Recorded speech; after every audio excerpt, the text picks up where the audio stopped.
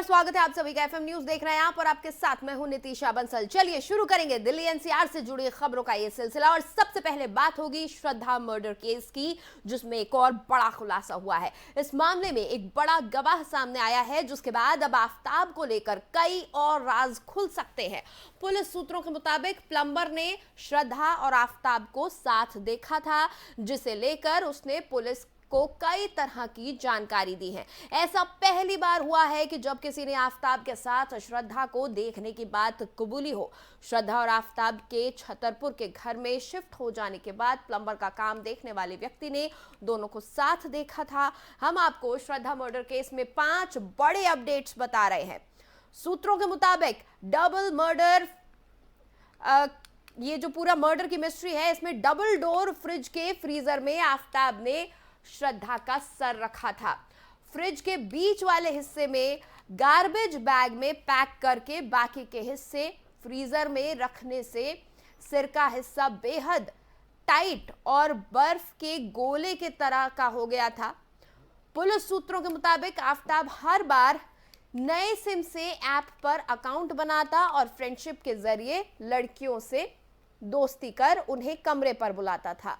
सूत्रों के मुताबिक आफताब अब तक 15 से 20 लड़कियों से दोस्ती की बात कबूल चुका है, जिनमें से अधिकतर उसके घर आ चुकी थीं।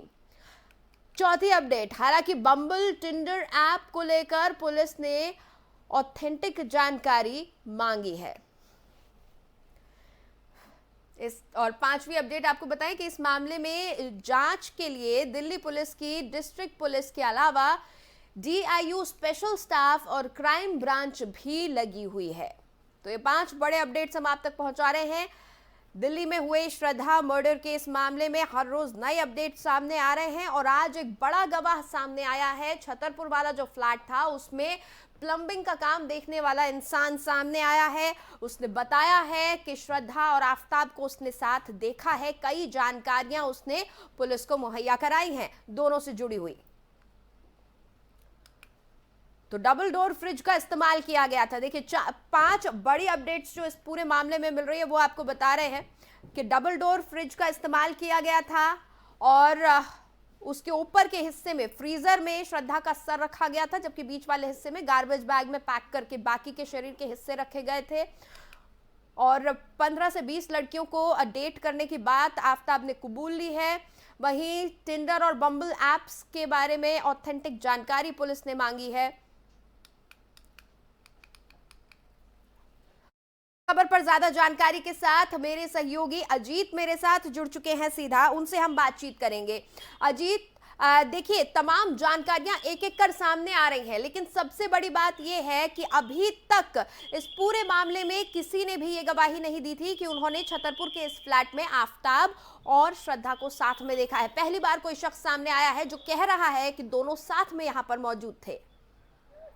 बिल्कुल नितिशा, बताना चाहूंगा जिस तरीके से लगातार श्रद्धा वॉकर हत्याकांड मामले में नए नए खुलासे हो रहे हैं, वो दिल्ली पुलिस को लगातार जो खुलासे करने के बजाय वो उलझा करके भी रख रहे हैं। क्योंकि ये जो लगातार जहां एक और जो आरोपी आफताब है वो पुलिस को लगातार गुमराह करने का प्रयास कर रहा है, वहीं दूसरी नई नई बातें आ रही है। ये दिल्ली पुलिस के लिए बहुत बड़ी चुनौती बनकर सामने आ रही है। अगर मैं ताजा अपडेट की बात करूं, आज आरोपी आफताब को साकेत कोर्ट में पेश किया जाना है। तो इसमें संभावना ये जताई जा रही है कि दिल्ली पुलिस उसको और आगे पुलिस कस्टडी में लेने की डिमांड करेगी। तो कहीं ना कहीं जो सारी बातें हैं वो दिल्ली पुलिस के लिए बहुत बड़ी चुनौती है और जब तक श्रद्धा वॉकर का जो सिर है वो नहीं मिल जाता है, तब तक ये दिल्ली पुलिस के लिए बहुत बड़ी चुनौती है और वही सबसे बड़ी चुनौती है।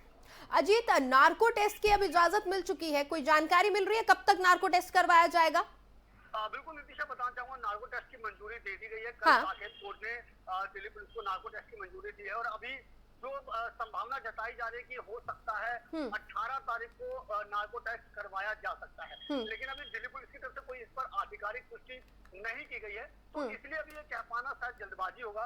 लेकिन जो सूत्रों की मांग तो 18 तारीख बताई जा रही है और अब देखना ये होगा कि नार्को टेस्ट में अब आरोपी आफताब जो है वो क्या नए खुलासे करता है, किस तरीके से जो लगातार वो गुमराह करने की कोशिश कर रहा है। अजीत, एक चीज देखिए कि अभी तक 25 टुकड़े मिल चुके हैं, लेकिन सर अभी तक नहीं मिल रहा है। क्या बताया जा रहा है कि सिर क्यों नहीं मिल रहा है? क्या लग रहा है आफताब सही जानकारी नहीं दे रहा है? क्या बातें बता रही है पुलिस, क्या जानकारी मिल पा रही है? बिल्कुल, पुलिस जांच में जिस तरह से सामने आ रहा लगातार यही आ रहा है कि आरोपी आफ्ताब पुलिस को गुमराह कर रहा है। अच्छा। कभी वो जंगल में फेंकने की बात करता है, कभी वो मुंबई में फेंकने की बात करता है। तो इस तरीके से लगातार जिस तरीके से आरोपी आफ्ताब अपने बयान को बदल रहा है, तो कहीं ना कहीं यही एक सबसे बड़ी वजह है जिसमें दिल्ली पुलिस को श्रद्धा वॉकर का जो स्तर है वो अभी ढूंढ पाने में कामयाबी नहीं मिल पाई है। तो शायद यही वजह है जिसकी वजह से दिल्ली पुलिस ने नार्को टेस्ट का आगे कदम बढ़ाया। वहीं दूसरी ओर एक और अगर हम बात करें तो सुरपुर के हवाले से खबर ये भी आ रही है कि वहां के कुछ लोगों ने देखा जिसमें आरोपी आफ्ताब लगातार जो अपने घर की जो टंकी थी, पानी की टंकी, उसमें भी वो झांक करके देखता था। तो दिल्ली पुलिस उस टंकी की भी जांच करेगी कि क्या उसमें भी कुछ ऐसी चीजें हो सकती है, वहां से क्या सबूत, क्योंकि अभी तक वो मिनी आरी भी, जहां तक हमारी जानकारी है, अभी तक मिनी आरी नहीं मिली है जिस हथियार का इस्तेमाल किया गया था श्रद्धा के शव के टुकड़े करने के लिए। ना ही फोन के बारे में वो सही बता रहा है और ना ही श्रद्धा का सिर अब तक मिला है। बिल्कुल जिस तरीके से अगर मैं बात करूं, चाहे श्रद्धा का सिर या फिर जो हत्या में प्रयोग किया गया था वो हथियार, दोनों ही अभी दिल्ली पुलिस को नहीं मिला। इसी वजह से यही सबसे बड़ी जो दिल्ली पुलिस के लिए चुनौती है, क्योंकि जब तक ये पूरे तरीके से सबूत दिल्ली पुलिस के हाथ में नहीं होंगे तब तक वो आगे ठोस कदम उठाने में कहीं ना कहीं कमजोर साबित होगी। और इसी वजह से वो लगातार आरोपी जहां एक बार उलझाता जा रहा है और वही दिल्ली पुलिस इस पूरे अनसुलझी कहानी में लगातार जांच के बाद भी उलझती जा रही है। बिल्कुल, अपने आप में बहुत पेचीदा ये पूरा मामला है। बहरहाल अब नार्को टेस्ट की इजाजत मिल गई है, तो हमें देखना होगा कि नार्को टेस्ट के बाद कितनी पुलिस को इस पूरे मामले में बढ़त मिल पाती है। बहुत बहुत शुक्रिया अजीत इस पूरी जानकारी के लिए।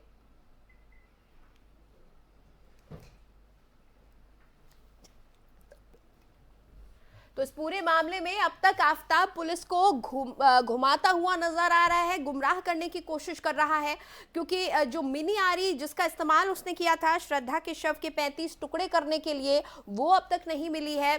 श्रद्धा के सिर के बारे में अभी तक उसने कोई सही जानकारी नहीं दी है कि श्रद्धा के सिर को उसने कहाँ डाला था, कहाँ फेंका, किस तरह से उसको ठिकाने लगाया।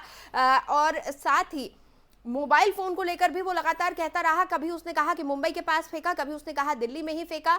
तो तमाम तरीके के बयानात में उसके विरोधाभास नजर आ रहा है। वो बार बार अपने बयान बदल रहा है, बार बार अंग्रेजी में वो बयान दे रहा है। कहीं ना कहीं वो जानता है कि पुलिस को कितना गुमराह किया जा सकता है। कोशिश उसकी यही है कि लगातार पुलिस को गुमराह किया जाए। तस्वीरें हम आपको दिखा रहे हैं, ये वही फ्रिज है जिसमें उसने शव के टुकड़े करके रखे थे, जो डबल डोर रेफ्रिजरेटर का उसने इस्तेमाल किया था, जिसमें ऊपर के हिस्से में उसने सिर रखा था और नीचे बीच वाला जो हिस्सा है उसमें गार्बेज बैग्स में पैक करके श्रद्धा के शव के बाकी के टुकड़े रखे थे।